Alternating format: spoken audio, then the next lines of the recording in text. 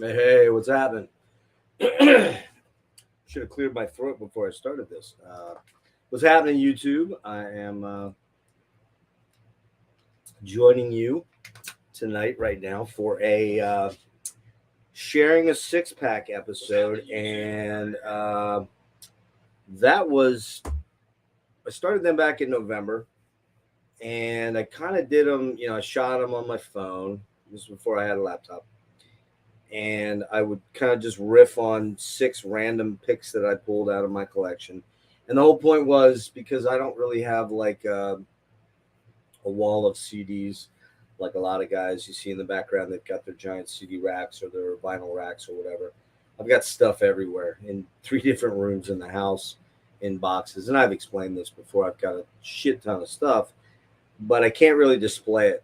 It's just not practical in my living situation. And so the six pack concept was to just start sharing some of my collection with you guys that are interested in watching. Right now, a whole one people are watching, but it's Saturday night at 8 o'clock, so I don't expect there to be a ton of people watching right now. But what I kind of wanted to do was a couple things here. So first of all, I learned how to use Photopea, which is the Photoshop knockoff, and thanks to my good buddy Dreadful Rick over at the Dreadful Minutes, he gave me a private tutoring because he did a live stream, I guess, like 3 weeks ago, maybe 4 weeks ago now, and I completely sucked. Am I going for six or more tonight? I'm going for six, probably six tonight, Carbon Stars. I have six box sets pulled out. I actually, no, you know what? You caught me in a lie. There's going to be a bonus seventh. I forgot I pulled that out to go with one of the other big box sets I had. So, um, yeah, so I learned how to do Photopea, and I've been going nuts all week creating new photo thumbnails for some of the stuff that had a lot of cheesy bad artwork that I put together, or that, no offense to Devin, he helped me out a lot, but he put together some basic things on his phone that were kind of rudimentary compared to what you can do with Photopea, and I've kind of gone wild. And that doesn't mean that I'm in any way, shape, or form a Jedi master of Photopea now, but I'm starting to get the hang of it, and I'm having fun with it. So I kind of retooled the show, retooled the thumbs, and I'm probably going to try to do one of these maybe once or twice a week, maybe more. I don't know. Who knows? I got a lot of stuff to show, so it's six per episode. It'll take me 5 years to go through everything, but so we're gonna try to get through a bunch of box sets tonight that I want to talk about. Um, some are pretty common, some are a little more uncommon. Some are pretty fucking valuable. And looking them up, I didn't realize how valuable they were. But I do have probably about 4,000 CDs, give or take, maybe 3,800 to 4,000, and then I've got probably about 250 box sets, maybe even more. I haven't counted them. Like I said, some are out on a display rack here. That one right there, you can see that's all box sets there. There's a ton of box sets down here on the floor to my right. Big box sets with like albums included and all that kind of stuff. And, like deluxe box sets, I could call them, plus the minuscule vinyl I have. I only have like about 150 vinyl. I got rid of all my vinyl in the 90s and regret that painfully now.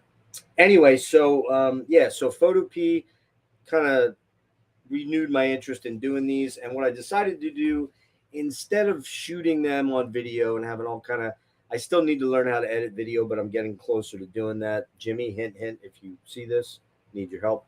Um, I'm going to do these live and interactively, which I think is cooler. So, we had six people there watching there for a minute. So hopefully more people pop in, but that's cool. If they don't, they don't. But we're going to talk about some of these bands. As I've said, I'm not exclusively a metalhead. I am a metalhead without question, but I like pop. I like jazz. I like, classic rock, hard rock, uh, dark ambient. Got some Lustmore going here. Where's that? There it is. Which I'm hoping to have an announcement about this guy real soon. Hoping. Anyways. Yeah, so we're going to jump into all the stuff here. Yes, Rick, what would you like in your six pack, sir? We're going to get into these albums. But before I do that, real quick, some channel announcements real fast. We might do a live stream tonight, a hang with the Saturday Slay crew. I'm trying to see what cats I can herd in. Probably won't start till 10:30 or later, somewhere in that range. I'm gonna roll this out, and then I got some stuff I gotta get done, and then we'll see if we get started at 11:30 or something like. Or I'm sorry, 10 or 10:30, somewhere in that range. So that would be later. Kind of look for a pop-up announcement on that. Just a general hang bullshit session. I got a few people that are interested in jumping in. Show notes to really big things to talk about real quickly. Next Sunday at 10 o'clock my time, 7 o'clock Pacific time, I've got Dennis from Analog Archives coming back in. Dennis, OG Press, that dude, he rules. We're doing our 4th episode of the Forgotten Metal Gems of the 80s and 90s. We're doing the bands Madam X, Odin, HSAS, Hagar, Sean, Aronson, Shreve. Okay, some of this stuff isn't metal. Like it, don't like it, watch it, don't watch it. I mean, come on. Some of it's metal, some of it's not. Hardline, the band Hardline with my buddy Johnny G on vocals there. Let's see, what else? Who else are we doing? MSG, Michael Schenker Group. And I think I'm missing one band in there. Who am I missing? Last Crack.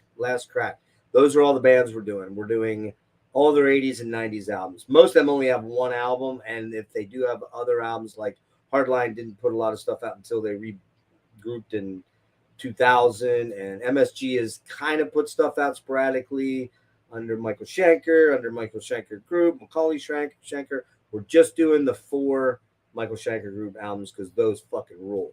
What else do we have going on here? Oh, Thursday at 2 p.m. Eastern time. I am so excited, so stoked. Can't believe it's happening.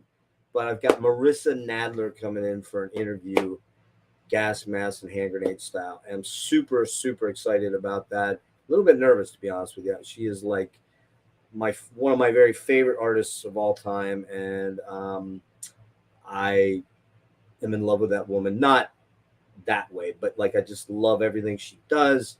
Her voice is so magical. Only my daughter's voice is better. That's because she's my daughter. Let's see what else. That's at 2 p.m. Thursday. And then what else? I swear I'm missing something. Am I missing something? Oh, we're looking to do a King Crimson deep dive. That's probably going to happen. Not this coming week. Let's see. I'm going to push to make it happen next weekend, but it might slip into the weekend after that, if at worst. So King Crimson with Lee from Literal Lee. I think that's his channel name, Literal Lee. The artist, fantastic artist, who is allegedly going to be working on some artwork for a shirt for Gas Mask and Hand Grenades down the road. When I hit 500 subs, we're going to talk about that. Also, let's see what is. Also, one of the bands I'm going to talk about tonight, and when I get to it, I'll explain it a little bit further. We're going to look at doing a deep dive on this band, and you'll see why in a couple minutes here. So let's get into these box sets. Tonight it's all box sets, and there's some super, super cool ones in here. We're going to lead it off with the 40th anniversary of the new wave, new romantic, post-punk band Ultravox. Now, this is the first album with Midge Ure on vocals. There was, and I have this, I'm going to show it real quick so you're getting a bonus box set here. This is the Island Years of Ultravox, which includes the 3 studio albums with John Fox on vocals and a Rarities album with a bunch of live tracks and remixes and bonus stuff. It's just a basic. It's got a really nice booklet in it for this Ultravox The Island Years, but I wasn't planning to show this. Hey, you're getting a lot of glare. My apologies. But I wasn't planning to show this, but you get it anyway. So you get the 3 albums, Ultravox, Ha Ha Ha Ha, and System of Romance, and this is with John Fox on vocals. You get a really nice booklet with it. Really, really nice. Really, really good story about the band, about the production of these albums, the creation of these albums. And then, with these clamshells, you get the basic, kind of the bare basic cardboard sleeves, which I don't mind. They're not great when you compare them to a box set. I'm going to show you 2 box sets tonight that have a similar design that are much, much nicer. So yeah, these are okay. They're just kind of okay. But it's the music that counts, and the music on this box set is killer. So good. That's Ultravox, The Island Years. And then, of course, as I was saying, Ultravox, the 40th anniversary of the amazing album Vienna, which just is a stellar, stellar, stellar new wave, new romantic album from 1980. It was released, the original was released July 11th, 1980. It was produced by Connie Plank. And if you guys know anything about Kosmik, I don't know how to pronounce it in German, Kosmik Music, that is cosmic music, or what they called krautrock. Connie Plank was a huge, huge producer, musician in the, band creator, the whole 9 yards, or band facilitator. Connie Plank was one of the big guys back then. He produced albums by Kraftwerk, by Asherah Temple, by Guru Guru, by Cluster, by, I'm probably missing one or two. He also had a band with one of the guys from Cluster, Mobius and Reuter, I believe was what it was called, or Mobius and Plank, was it? I'm blanking out on that. But anyways, so back to this one. This is a really nice box set, really beautiful. Has the slide, I don't know what they call that, but slipcase, I guess you call it. Slipcase. And then what you get there, and this, by the way, is the deluxe edition, the 40th anniversary edition. You get sort of a folder with all of the CDs in these little pocket folders. And there are 5 CDs to this set, which I'll go over that material real quick. They all look like this. They're pretty standard. 5 CDs, 1 DVD. So yeah, that's the CDs and the DVD booklet, which, that's kind of a common thing to do these sets like that now. You're going to see a couple different iterations of stuff, things like that, the way that the design comes up. I think it's a pretty cool design that way.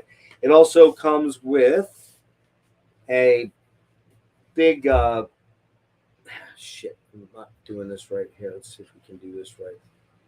A booklet describing the history of different tracks on here, recording of different tracks, lots of pictures, the lyrics. Which way do I go? This way? I'm going to adjust my camera a little bit here. Whoops. All right, so there we go. The lyrics, again, lots of pictures, cool stuff there. That is in one of the pockets here.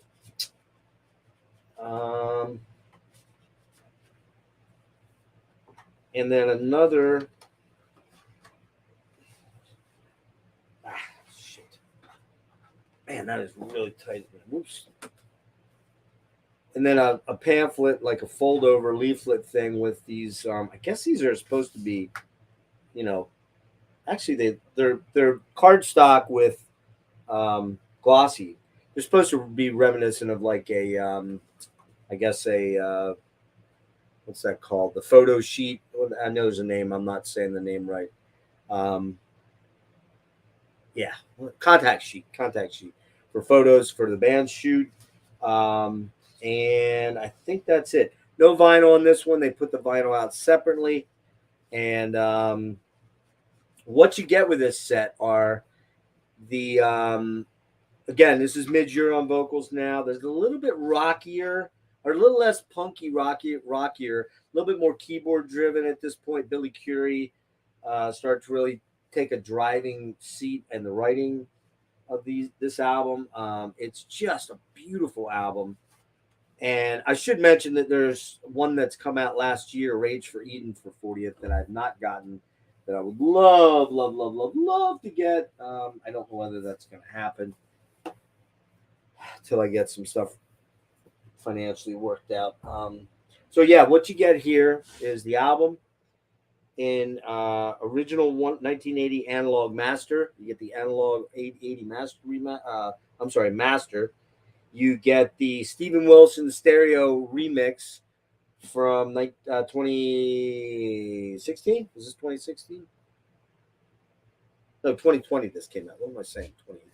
Although I think he remastered it in 2018. So Stephen Wilson, Porcupine Tree, did the remaster on this, the stereo remaster. You get singles, B-sides, and live tracks on CD3. You get the cassette recordings, demo recordings of cassette. So these are probably 4 or 8-track recordings. I guess probably 8-track back then. From 1979 and 1980. A lot of instrumental tracks there, some various different versions of songs that are on the album that are not that were not on the finished album. And then you get a live set from 1980 St. Albans. I think that's in the UK.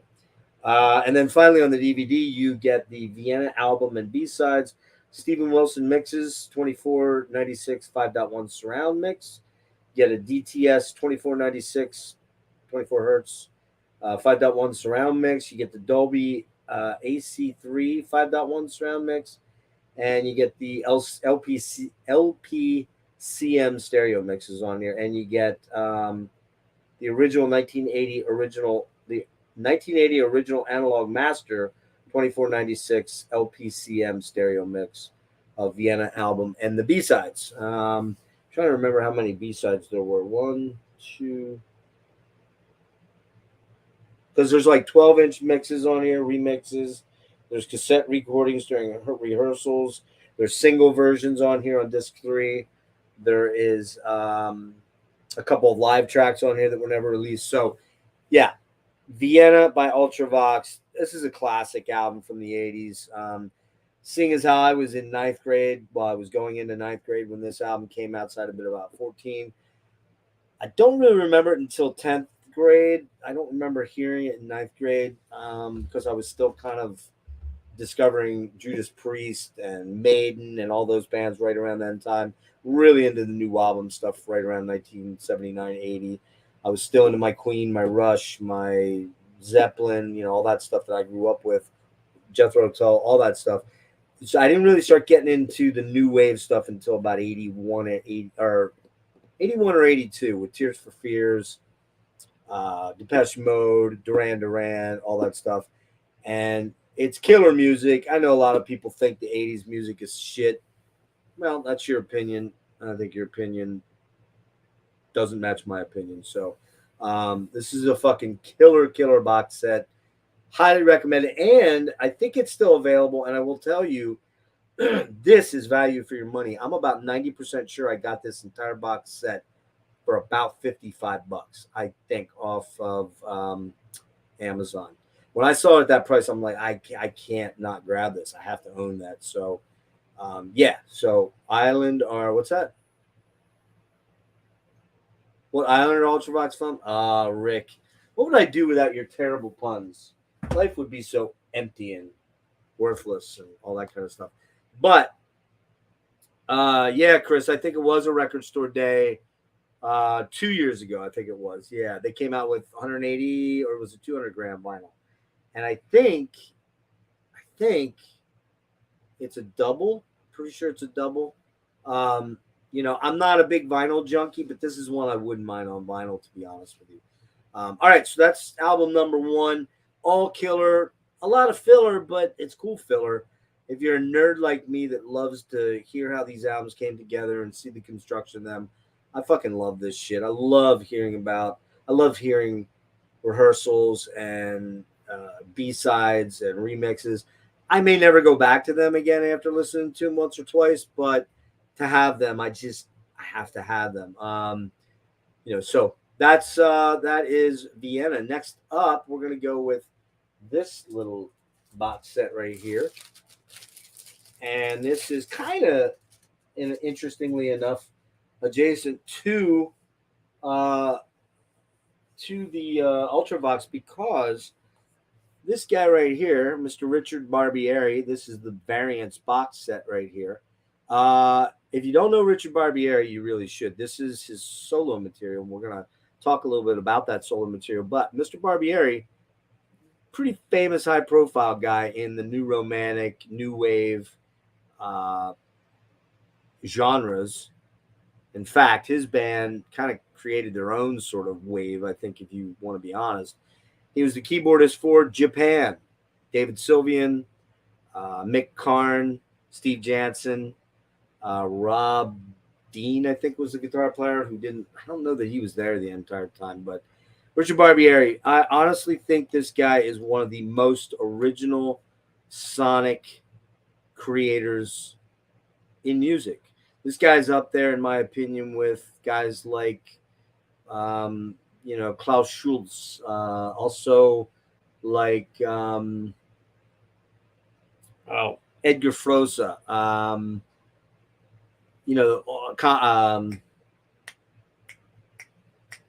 blanking out on the Kraftwerk guys. The main guy in Kraftwerk that just died. Anyway, that's how important Richard Barbieri is, I think, to synthesis music, to synthesizer music. Why he may have come up in the 70s and 80s as opposed to in the late 60s and early 70s, like some of those guys I just mentioned. And Jarre is another one, Jean-Michel Jarre.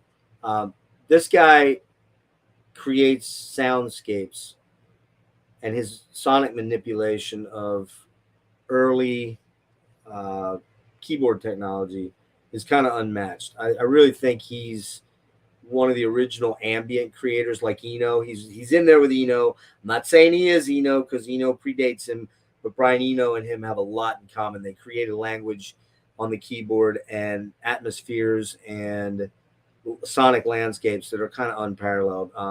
I know Rich a little bit. We're buddies, kind of, sort of. And I love this guy. He's a great dude. He's an incredible musician who will tell you he's not really a technician. He's not a Rick Wakeman. He's not a Patrick Moraz or some type guy like that. But what he does sonically is he creates incredible tapestries of sonics that you're just not going to hear a lot of other places. And I think as much as Steve Wilson gets a lot of credit for doing all the, creating the sound of Porcupine Tree, which he does, he's written most of the material, this guy was pivotal as well, along with Gavin and Colin Edwin as well too. So, but I mean, this guy is really important. But these is a collection, and you'll note I have the signed edition. Yes, I'm that guy. Which I actually didn't get it signed personally from him. It was signed by, it was bought that way. It comes with a really cool booklet. It's got some beautiful photography in it, a lot of track notes, musicians that are included in the, this is a cool shot right here of him. I don't know if he was playing live in a church there, if he was recording there. Super duper cool. Rich is kind of a cool cat. He's a really cool cat.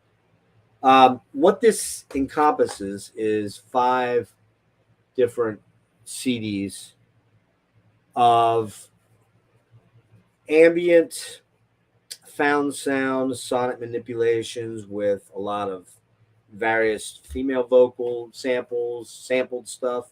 A lot of jazz players in it. You get sampled horns, you get sampled stringed instruments, you get this shit right here. And by shit, I mean cool shit. I don't mean shit. This stuff right here is just absolutely killer. And I'll tell you what this stuff is incredibly cool for. If you ever have a long drive and you're going to be driving at night, particularly maybe in the summer or the late spring where it's getting warm outside and you can roll the window down and crank the tunes, this is the shit right here. You need this in your car to drive at night with if you're going on a long drive, even any drive, but specifically if you're going out on highway driving where you can get the car cranking and you can get the tunes cranking. This stuff is amazing. Each one of these usually has, I think it's 5 tracks per each one. So there is, yeah, yep, 5 tracks, 25 total tracks encompassing. I believe you can still get these. You can't get the signed edition, but I believe you can still get these at Burning Shed. And if you know and watched my Tim Bowness interview, that's Tim Bowness's label and distribution website, Burning Shed. They handle Porcupine Tree, Jethro Tull, all kind of bands, and Richard's solo stuff is on there. And he's got other albums, which we're going to do a feature on Richard coming up very, very soon. So you'll hear more about this later. But variants 1, 2, 3, 4, and 5, they were recorded between 17 and 18. Killer ambient soundscapes. Richard's the master of mood and unsettling ambience. That's my little mini review. And this came out in 2019, I believe. And like I said, you can't get the autographed one unless you go see Rich in concert. Like Porcupine Tree would probably be your only opportunity to do that in the States, but killer stuff.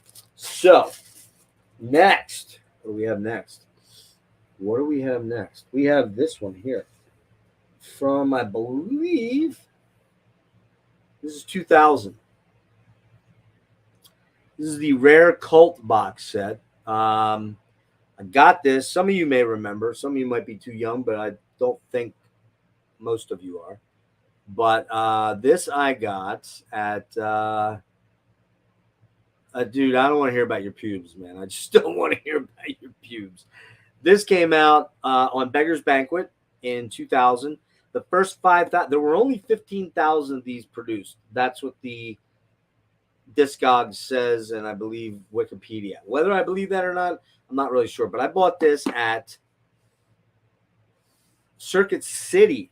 Maybe some of you will remember Circuit City was a favorite haunt of mine. I got some killer stuff there back in the day. I don't think there's any store around here. Best Buy doesn't carry music anymore. I don't really think there's anything. The only music store I have locally here is at the mall, and it's that for FYE, I think it is, for your ears or something like that. That's it, and it's terrible. Shit, garbage fucking store. Funko Pops, fucking used crap that's garbage. They do have vinyl there now, because that's all the rage. Millions of used Blu-rays and crappy CDs that nobody wants. Limp Bizkit garbage. Anyway, I got this at Circuit City in 2000. I was lucky enough to get one of the first 5,000 sets, which have the bonus disc of the Mixes album, which has 11 different mixes of stuff like Resurrection Joe, Assault on Sanctuary, which is She Sells Sanctuary, Love Removal Machine, Wildflower, Soldier Blue, Fire Woman, The Witch, Coming Down, Gone, Love Removal Machine again, and Resurrection Joe, another mix of that. What's cool about these is, other than the killer booklet, and it's got a killer booklet, this is really, really an awesome book, man. It is just loaded with facts, pics, recording data. I mean, it is for you, and I'm one of those people, you pedantic people that like to know all the little anecdotal things. This thing is killer. It encompasses, although this has, what does it say here? 90 tracks, 48 of which were unissued before this set. What is really killer about this set is, I think it's CD3. Yeah, CD3. And these are books. They're hardbound digipacks, but they're hard stock. They're not that soft shit. And these are killer. The only problem is, after having this in and out of the box many, many times and taking stuff to work and throwing it in my backpack, which I did not treat my CDs very good back then, but these somehow seem to have weathered the storm fairly well, considering they're black and would be pretty fucked up if I beat them up badly. The bad thing about these is, though, these trays, these hard trays, all had to be glued back in. They all fell out somewhere along the line. And in fact, I wouldn't be shocked if I opened one of these. I do remember gluing a bunch of these in recently. Okay, So yeah, they're cool. Couple of notes on this is not only all of the bonus material, 6 discs, but you have, for example, CD1 is Ghost Dances Radio Sessions, and then it's got the first album. It's also got different radio sessions, all of the material from the Spirit Walker album. It's got the most of the Sonic Temple album. Most of Love is on here with all kinds of different mixes, like the full length remix of Revolution.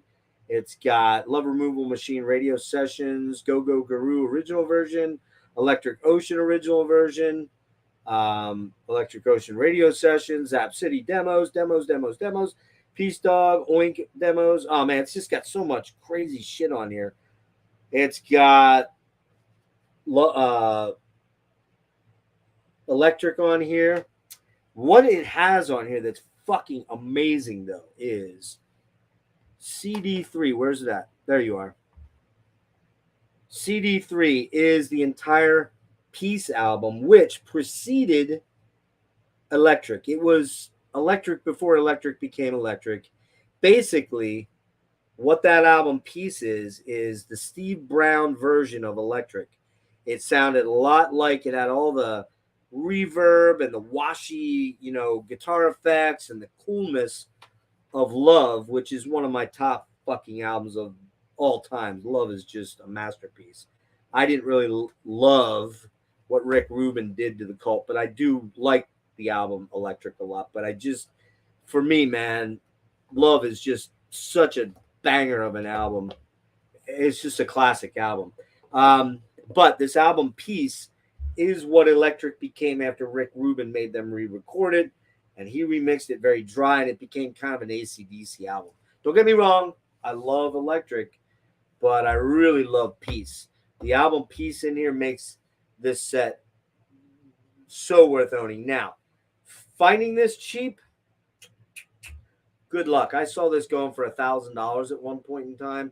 It's not there now. I don't think it's ever been released. I haven't seen that it's ever been reissued anywhere. I don't think it has been. But there was a time when unused versions of this were going for nearly $1,000. You will see there's one corner here where the wrap, the whatever this glossy wrap is that's on the box is kind of pulling away, which kind of sucks. But there's the barcode on it. This is a fucking monster. If you are a Cult fan, try to find this. Good luck finding it for cheap. I did see one, I think, on eBay for $150. It looked pretty beat, but still, it's $150. I'd buy that thing all day, even if it was beat up. All right, so what do we have here? Yes, next. Everyone that knows me is going to know that this is one of my top 3 albums of all time. It is from the LA band Love.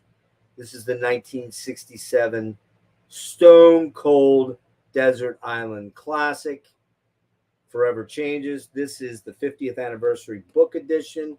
I have it in the 30th anniversary double CD edition. I've got the live show from London that Arthur Lee did with Baby Lemonade, doing this album. So to say that this is one of my favorite albums is putting it mildly. I fucking love this album. The original was released November 1st, 1967. Producers Arthur Lee and Bruce Botnick. What we get here with this album is a remastered CD. I believe it's a new remaster from the last remaster. Why they do that, I don't know. It's also, for the very first time, got the mono edition of this album. It was never released in mono until this set. It's got alternative mixes, some rare tracks from the sessions for this album. It's got a new stereo mix by Bruce Botnick for the first time, and it's also been remastered for 180-gram vinyl, which is also in here too. So, I guess, what do I show first? I guess we'll show the CDs and DVD. There is a DVD with the 5.1 mix on it here. which I don't know who did the 5.1. Might have been Bruce Botnick. I'm not entirely sure on that. I didn't look that up. But you've got the original, you got the mono version, the original stereo mix, you got the new stereo mix, and then you got the outtakes and rarities and B-sides and things like that. It came with there's a backing sheet, which I guess is probably, yeah, it's in here. Show you that real quick. So you get the CDs and whatnot, and then you get the 180-gram vinyl with the original Electra logo on it. Yeah, hype sticker. I got to keep those, man. I'm so anal retentive about that shit. This has not been listened to. Sorry, Chris. I'm sure you'd be like, what? Truth of the matter is, I don't have a good turntable right now. But anyway. Yeah, that DVD includes a 96-24 remaster of original stereo album. Rare mix. This does not have a 5.1. I goofed that up. That was I wrote that was the wrong thing. It's the 96 24-bit 96 hertz remaster of the original stereo album plus rare promo film from 1968. The stereo remaster cut by Bernie Grundman. Everybody that knows vinyl remastering should know who Bernie Grundman is. What's up, Ryan? FYE corporate office employs a total of 4 people. Doesn't shock me at all. Funko Pop in stores is smoking on up a bed. Yeah, right, exactly, man. Manifest was owned by FC and they had racks. Yeah, that's exactly, man. They're just trying to sell shit for retail to turn numbers. Anyway, so yeah, I have not listened to that as yet. It also comes with this killer book with reimagined artwork on it here. Really nice booklet. And all kinds of good stuff in here. History of the album, which I read that one time back. I can't remember much about it. A foreword by Jack Holzman, founder and chairman of Elektra and None Such label. And that is, I believe, that's on the LA Strip, I believe. This is down La Cienega, maybe? I think it says somewhere. But this band was bigger than the Doors back then, by the way, in LA, guys. In fact, they didn't want to tour because of their fear of going down south because they were an interracial band, and they probably had a good reason to fear. Even in the late 60s, man, that was not a good place to go if you were a bunch of hippies and rockers and you were mixed racially. Arthur Lee and Johnny Eccles were the 2 black guys in the band, and they didn't feel comfortable doing it. So the Doors were picked by Elektra to be their band they dumped a lot of money into, and we all know what happened with the Doors. But in LA, LA and San Francisco, Love was a far bigger band than the Doors were at the time. And then this is the back contact sheet or whatever they call those with all the additional stuff that you get on the album here. 50th anniversary edition. Don't know if they're still out there. I think they are. Don't know their price. When it first came out, it was $99. I didn't bite on that. I waited and waited and waited and waited. And I want to say maybe 4 years ago, maybe. Because I forget when this popped out. 50th anniversary, 2017. So 6 years ago. I think towards the end of 2017, I grabbed this for $39. I don't think you can get it for that now. But if you see this out there and you go check this out online and you like it, this is the definitive version to own, and it's worth owning. Even if you got to pay $50 or $60 for it, you're getting a lot of value for your money. Love forever changes. Everybody that knows me knows I love. Okay. What do we have next here? Okay, next up from Temporary Residence, 2012.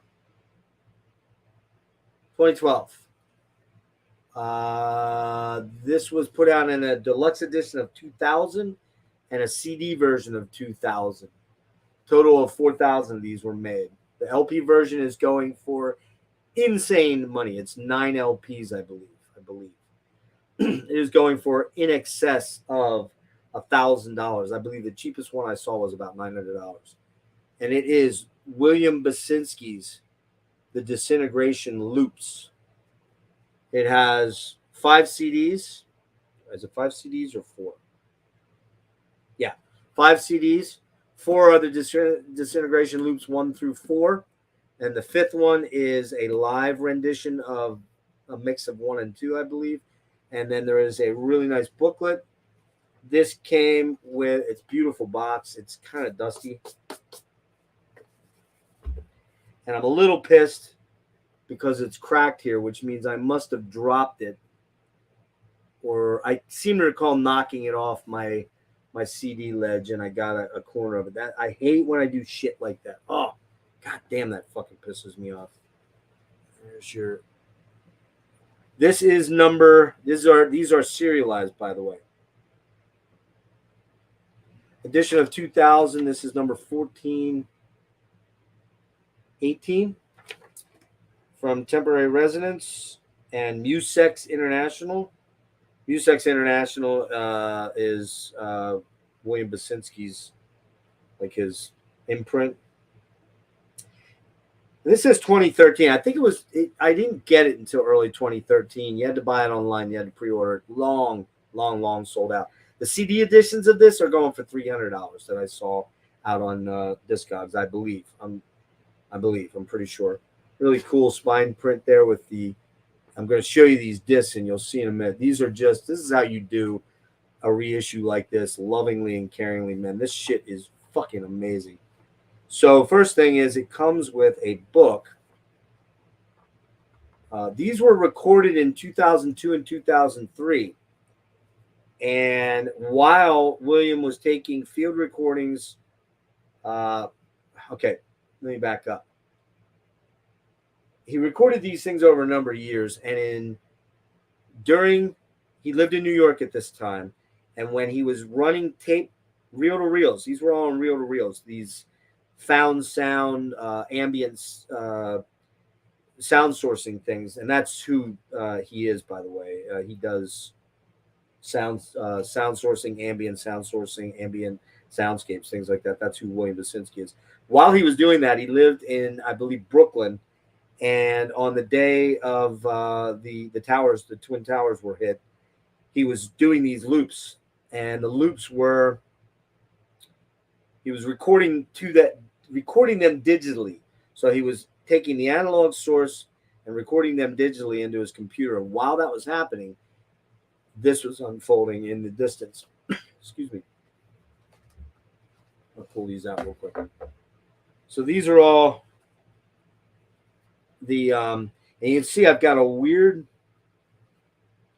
rippling on this one, and I fear I got some water on this. Man, that just pisses me off.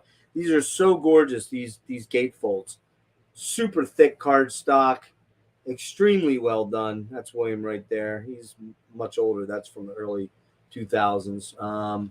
They come in a little sleeve, which is super cool. I thought they had baggies, but they don't go that far. And there's the CDs. They don't go as far as the Japanese MoFis, which, are just the packaging on those are stupid. But these are killer. But I fear I dropped water on this one day when it was laying. And when I turned it upside, it ran a little bit. Really pisses me off. But what was happening in the distance was 9/11. And he recorded it on his video. He has video that accompanies the live disc of this.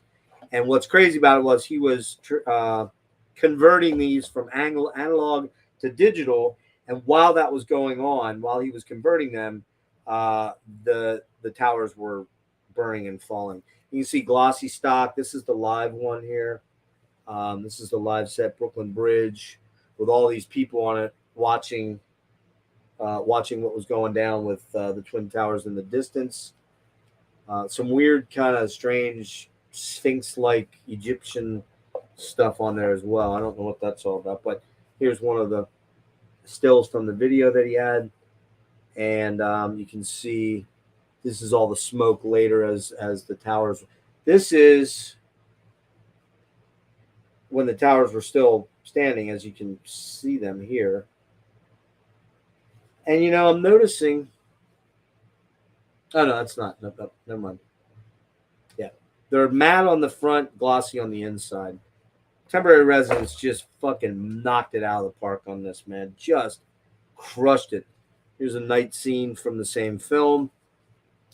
Again, dark, complete darkness. And this is New York City after the Twin Towers. So you can see it's completely dark. Very little light sources because power was out over there. Obvious reasons. Again, insert. So this is, again, 4 CDs. I'm sorry, 5 CDs. And I have here that there's a 5.1 mix, but that's not right. I think I'm a 5.1 mix happy in my head. I don't think that's right. If I'm wrong about that, my apologies, but I just don't think that's right. Here's another one from a nighttime scene. You can still see the smoke. And this is an earlier one. This is for Disintegration 3. Disintegration 4 is the last one where it's completely dark. And Disintegration 2 is this one where you can see the sun going down. And Disintegration 1 is this one where it's brighter. And that's the one that's got some damage to the water damage, it looks like. It may have also happened when I had water that got into my storage unit that this was in. But I don't think so because it would have been damaged on the inside. It's not. And then it comes with this giant booklet of a time lapse. It's got the information on the inside about, the origins of the recordings, what he was trying to do here, converting analog to digital. And then it starts, and I don't know what they call this, but I guess time lapse. And I can't do it but this is a time lapse. So if you actually take it and you do it like this, you actually see if you actually are looking at it like this, you get the time lapse of, I think it's like a 10-minute sequence of the videos. Again, I don't think you can buy these anywhere but on the secondary market. I don't think anybody has these. I'd be shocked if any of these are out there as new stock anywhere. But this shit is one of the most gorgeous box sets I own. It's one of the more valuable ones I own, and I own quite a few of them. This, let's just say here, NPR says stunning. This is vital music for the human condition. If you don't like ambient music, you're going to hate this because what it is taking one source of sound, and let's say it was traffic on the streets and recording it over and over and over in a loop, and it loops. And as it's looping, the tape is degrading. The oxide, he didn't bake the tapes, and the tapes are disintegrating as he's recording this to digital. So every time it comes around, you have a little bit more sound degradation. And as you listen to it, it's a complete mind fuck of a recording. Yes, it's in that ambient thing, Lustmord, as I said. I got my Lustmord shirt on tonight, representing some dark ambient evilness. There it is. But that William Basinski is one of the craziest, coolest things ever. And I'm going to try to get him to come on and do an interview with me. And I would love to talk about those albums. There are 4 of them singularly. And William has quite a few albums out. I have another one called The River, which is a 2 CD set. Red Tile. I can't remember. There's a lot of them, but it's really killer stuff. He's a very flamboyant guy, really cool dude. Very artistic, very, very cool. Very, very thinks differently than most artists as far as recording artists. And so that's the last one there. There's one more. Now, this is the one you're definitely going to hear a lot about more. So I'm not going to spend a lot of time talking about it because, quite frankly, there's going to be a deep dive on this entire box set and this entire band's catalog because they're one of my favorite heavy bands, and they're heavy. This is metal, guys. Big time metal. Because the rest of the stuff you could argue really isn't metal, I guess. In fact, none of it really is, but I don't care. I show what I like on my show, and I'm not always metal. And I have a lot of metal box sets, but I have a lot of non-metal box sets. But this one, good luck finding this anywhere at a reasonable price. I am so glad that I pulled the trigger on this back when it came out in 2016 on Neurot and My Proud Mountain. And this thing is so heavy. Jesus. Hang on. Man, it's dusty as fuck, though. All right. Ooh. This is, and I just put a little bit of my spit on there, which is terrible, but there was a real big white splotch there. This is the Neurosis Strength and Vision box set. This came out in 2016, as I said, on My Proud Mountain and Neurot. There's the side. This thing probably weighs about 28 or 30 pounds, somewhere in that range.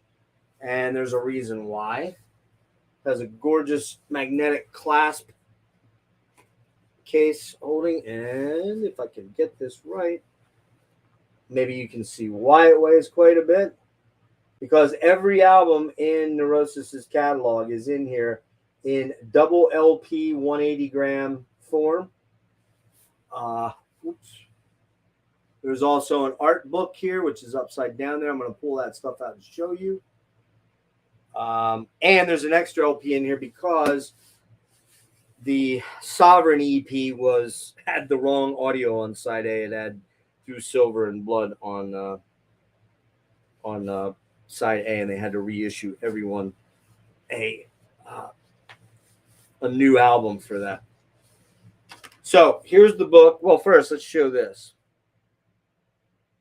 Here is the Neurosis box set, 30th anniversary.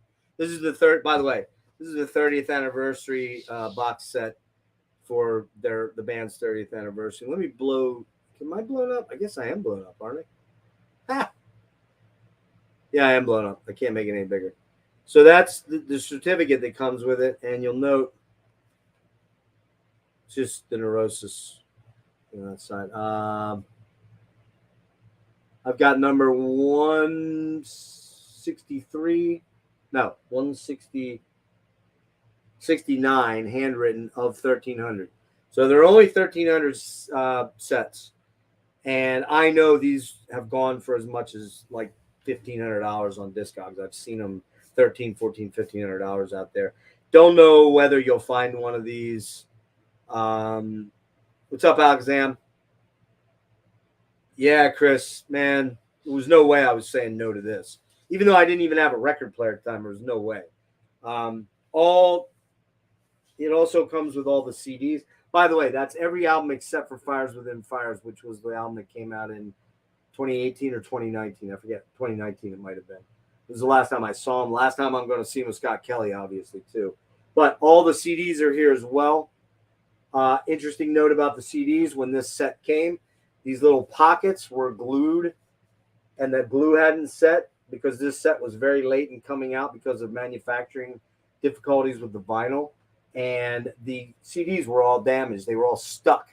You couldn't get them the fuck out of here. And so I had to get all brand new CDs, except for one, shipped to me because they were all full of hot glue on the back. And in fact, these might be I might be wrong here, but I think these are the bad discs in the pockets here. You see the smudges on them there? The replacement discs, they had to replace 1,300 sets of discs for virtually everybody because, like I said, all these little pockets that these fit in, you can see up here. Oh, man, can you see that? See this one here, that pocket up top there that's empty? The glue that was holding this front plate on, had not set, and they had put the discs in, and they glued basically to the back of the thing. And when you took them out, you had to fight to dig to get them out. In fact, this one, I just barely got it out. You can see the glue schlubbies on the bottom there? So I have a whole new set of these that I didn't want to put in the book that are the good discs because I didn't want to deal with trying to get them in and out of there. I own pretty much all the Neurosis discs on single, CD editions anyways, except for I didn't own Pain of Mind, and the first two, Enemy of the Sun, I didn't own. I think that was it. I think I only didn't own 3. But this book is unbelievable, man. It is just super high quality art book. It's a coffee table book. Just, God damn it. Come on now. Trying to show you guys. I don't want to damage the pages, so. But you can see all the artwork for all the albums is in here. Let's do that.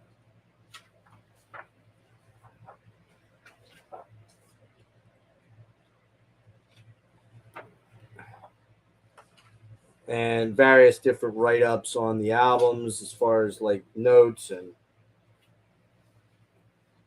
so you can see extremely high quality stuff here. High gloss.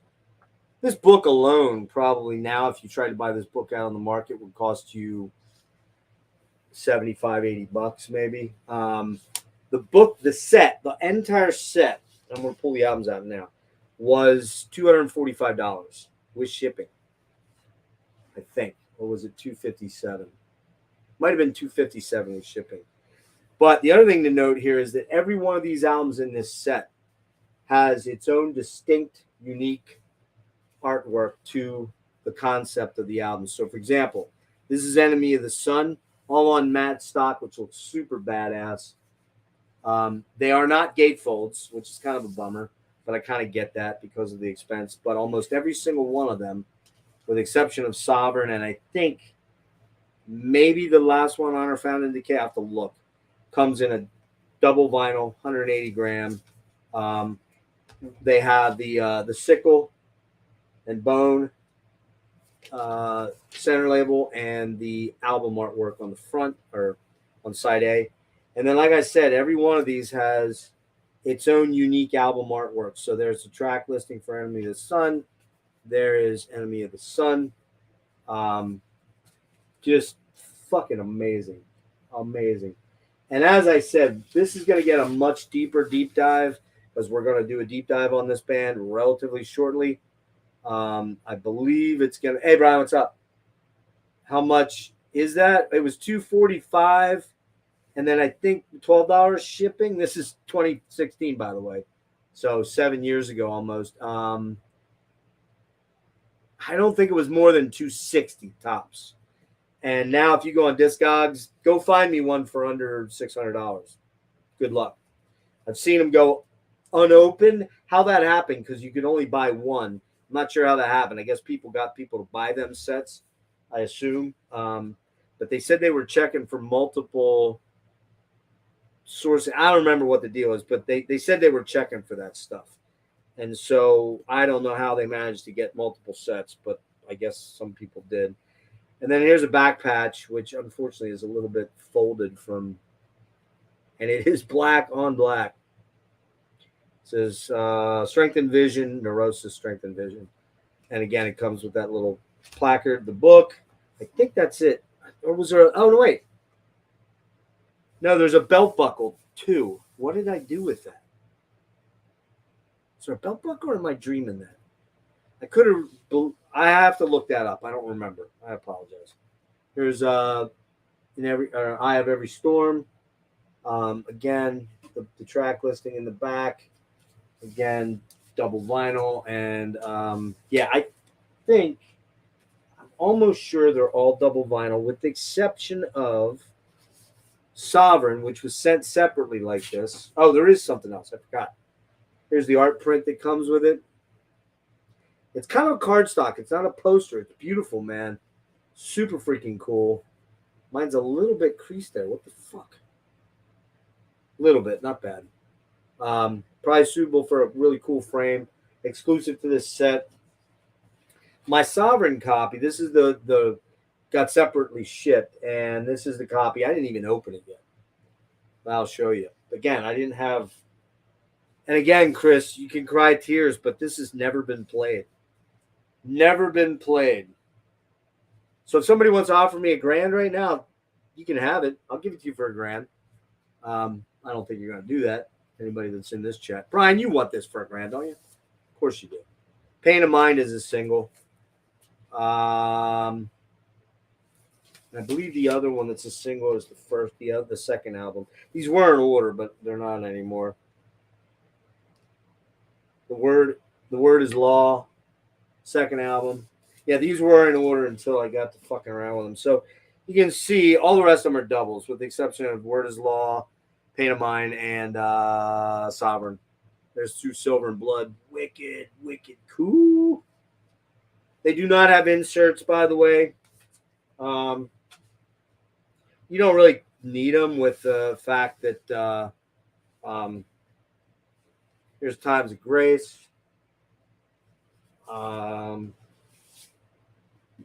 Here's the incorrect Sovereign. Like I said, side 1 is 2 Silver and Blood. The second side is actually, I don't think there's anything on the second side. Given to the Rising. Enemy of the Sun is badass looking. Look at Enemy of the Sun. Look at that artwork, man. Enemy of the Sun, Honor Found in Decay is a double. Yeah, it's a double. Honor Found in Decay and Souls at Zero. Super cool looking, badass. So yeah, there you go. That is Strength and Vision, Neurosis box set. We're going to get deeper into that very, very soon because we're going to do a deep dive on that when I pull my panel guests together on that one. And I've got a few people already kind of in mind. It's just a matter of, can they find the time to join me? And, how much time do they need to do it? Because, being sick with my illness, I have a lot of time to lay around too much, actually, and contemplate these things. And trust me, you would not want to trade places with me. You just wouldn't. But yeah, I do want to get this done. Kellen's definitely said he wanted to be on board for that, I believe. And we'll see. A couple other people I've got in mind for the deep dive on this. But yeah, that's Strength and Vision. Richard Barbieri, Variants. William Basinski's The Disintegration Loops. Rare Cult. Love Forever Changes 50th anniversary. I did throw in a bonus of the Island years from Ultravox, the John Fox years. And finally, Vienna, 40th anniversary edition for that incredible album. This fucking thing is heavy, and I don't want to drop it, which is what I would probably do. So, what's up, Logan? I think Logan's planning to join me for this. Aren't you planning to join me for the deep dive on Neurosis, Logan?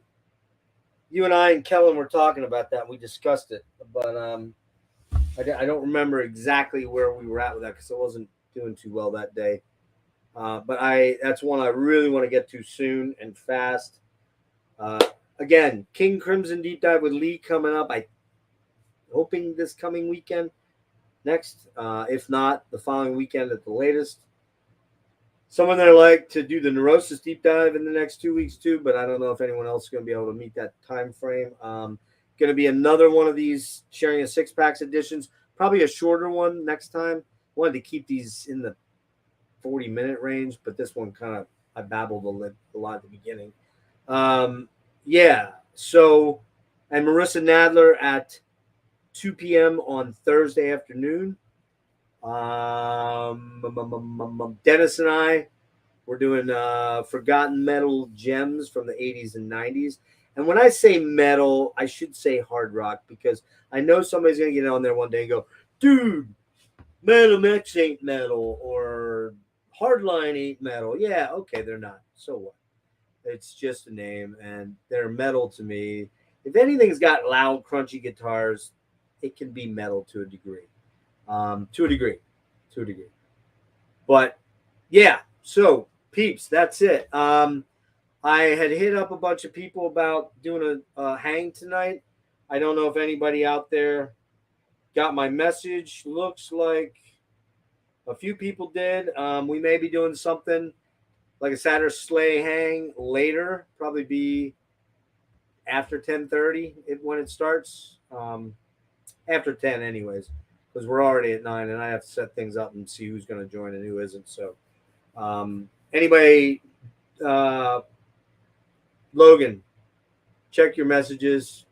I think Brian's going to join me. Logan, maybe. Chris, you're invited.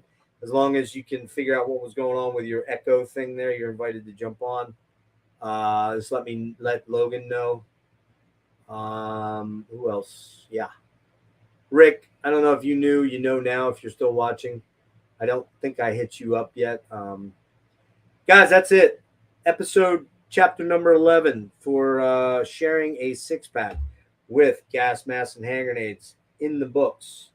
Oh, and this guy right here, I'm hoping to have for an interview soon because he's kind of committed. Call me. All right, peace out, guys.